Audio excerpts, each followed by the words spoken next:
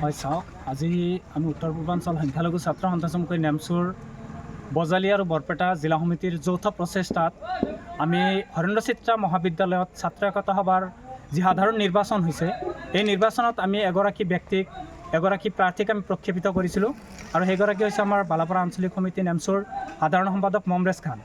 তেখেতে সম্পূৰ্ণ সকলোৰে পৰামৰ্শ, সকলোৰে সমৰ্থনত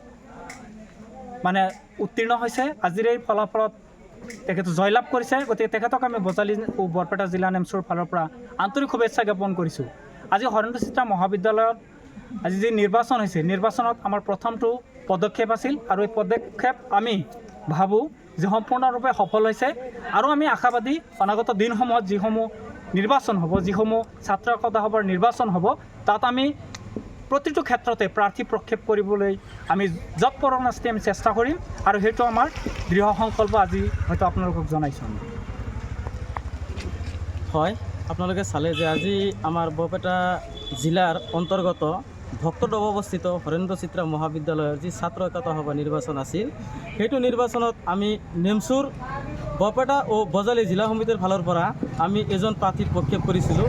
সেই প্ৰাৰ্থীজন আছিল আমাৰ খেল সম্পাদকৰ প্ৰাৰ্থী মমৰেজ খান।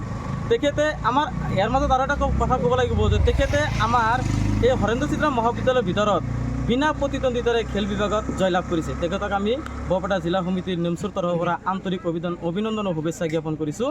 আৰু আপোনালোকৰ জৰিয়তে এটা কথা অসমবাসীলৈ আমাৰ আহ্বান যে ইয়াৰ পৰা আমাৰ আৰম্ভণি আমি ষ্টাৰ্ট কৰিলোঁ।